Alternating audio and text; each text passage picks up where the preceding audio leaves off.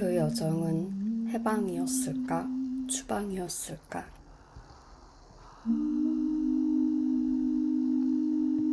나는 이곳을 벗어나고 싶었다. 처음엔 죽으려고 인도에 갔다.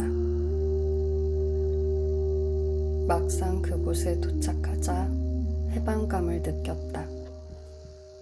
죽을 필요가 없어졌다. 그렇다고 돌아갈 수도 없었다.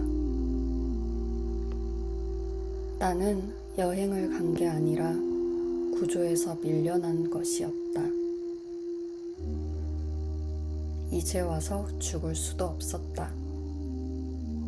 살기 위해 떠나는 각자 도생의 구조는 곧 죽게 만드는 각자 도살의 구조였다. 그 구조의 질서에 포섭되는 것은 내가 나를 죽이는 일이었다. 죽지 못한 나는 살아남기 위해 흘렀다. 무당이 된 후에도 구천을 흐르며 국경을 넘었다.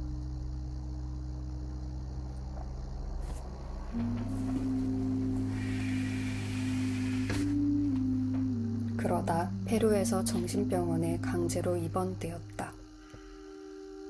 내 말을 믿어주는 단 한 사람이 없다면 너무 쉽게 갇힐 수 있다는 것을 그때 알았다. 나는 다시 살기 위해 한국에 돌아왔다. 내 말을 믿어주는 이가 존재하는 곳으로.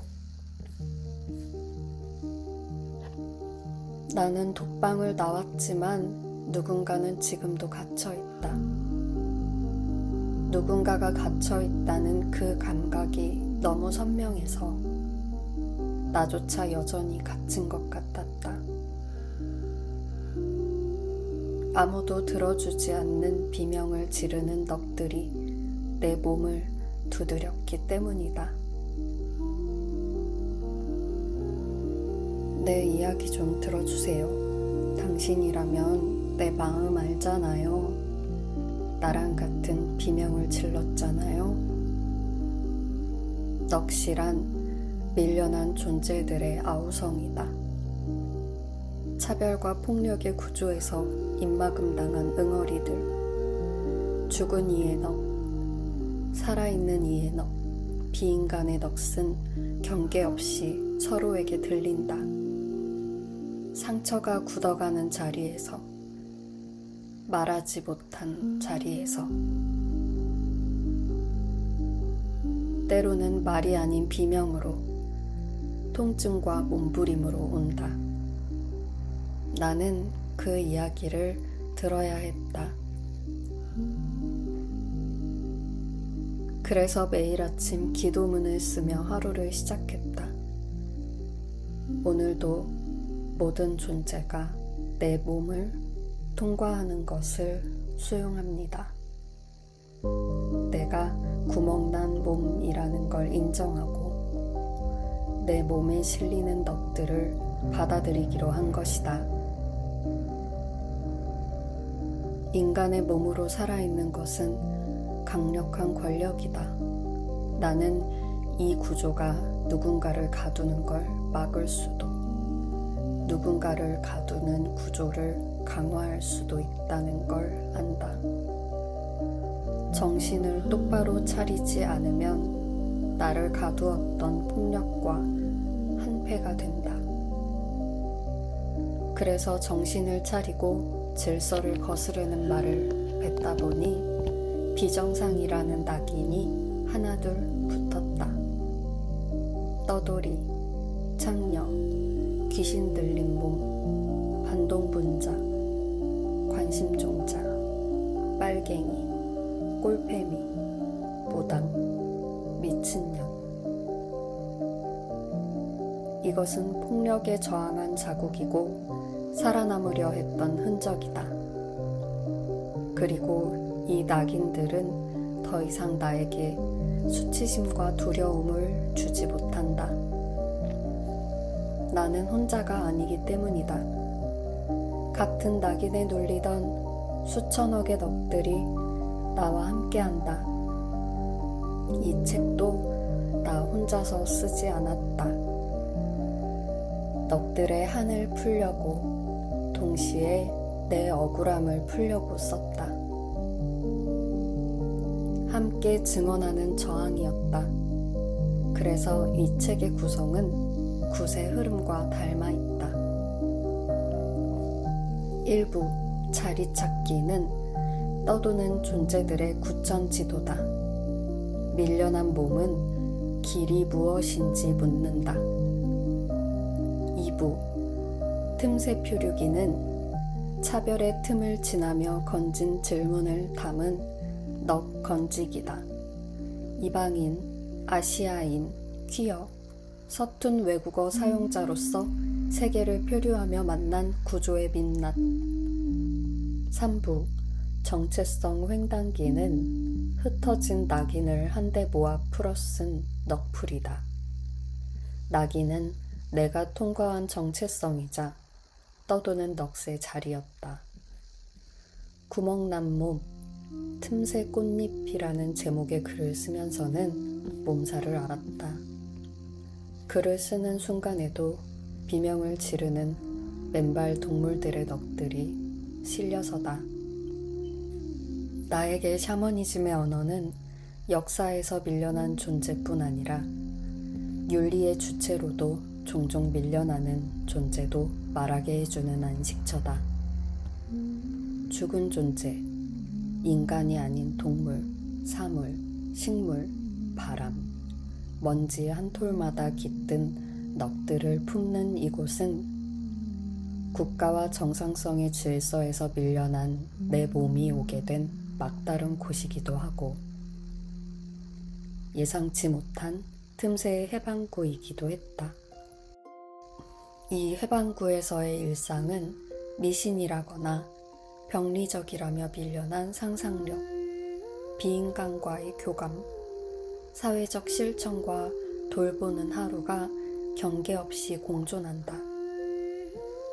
넋이나 진혼 같은 언어로 인해 기존 질서가 구획한 종교적인 이야기로 오해될 소지가 있음에도 굳이 다른 언어로 바꾸지 않은 건 그래서였다. 넋은 넋이니까.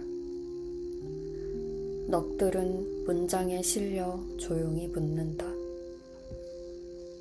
나는 정말 당신이 아닌가요? 4부 이방인 연대기는 해방을 구체적인 오늘의 숨결로 데려오는 회원의 자리다. 빈털터리 이방인과 탁발 수행자들은 어떻게 하루를 전복할까? 식물, 물건, 콩, 죽은 이와 연대하는 건 어떤 의미일까? 모두가 해방되는 세상은 어떤 풍경의 하루일까? 이런 질문들을 담았다. 책 표지의 그림은 핀란드의 사미 샤먼이 북에 그리는 영혼의 지도에서 영감을 받았다.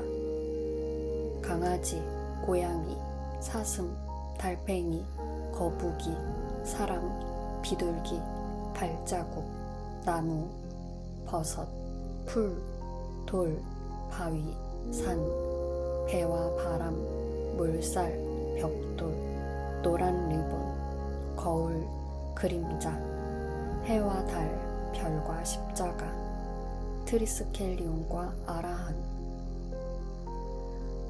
만물이 새겨진 이 지도는 하나의 부적이다. 어차피 당신은 연결된 존재이니까 어디로 가든 길을 잃을 수 없다. 결국 모두가 따뜻한 안식처인 죽음으로 돌아온다. 이 사실은 나에게 떠나갈 용기와 머무를 용기를 주었다. 이것을 기억하려고 이 그림을 새겼다. 사미 샤먼은 북 위에 반지를 올려두고 북을 두드린다. 반지가 멈춘 지점을 통해 영혼의 메시지를 읽는다. 이 책을 마주했다면 당신의 넋이 문장들을 불러온 것일 테다. 이 책은 단순히 떠남을 찬양하는 여행기가 아니다. 방황하다 정착하는 성장기도, 대한 공동체를 찾아 희망을 말하는 르포도 아니다. 살아남기 위해 흘렀던 몸의 증언이자 밀려난 몸의 연대기, 이어쓰는 연대다. 떠도는 자리에서 나를 믿어주는 한 사람이 없다면 나는 또다시 사라질 수도 있다. 믿어주는 단 한 사람의 부재는 문이 닫히는 소리였다. 그 문 너머에서 나는 너무 쉽게 사라질 수 있었다. 내 말을 들어주는 한 사람은 세상의 문을 붙잡아주는 손이었다. 이 세상이 나를 삼키지 못하게 잡아주는 손. 이 책이 누군가에게 그 손이 되기를 바라며 썼다.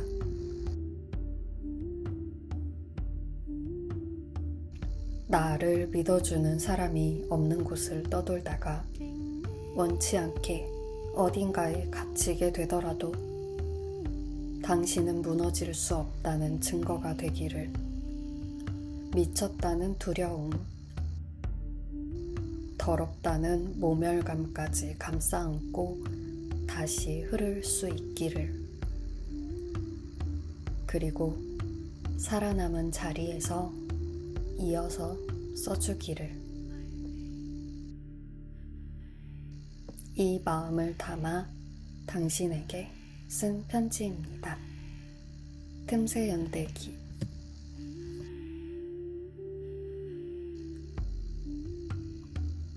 문장 안에서 만나요.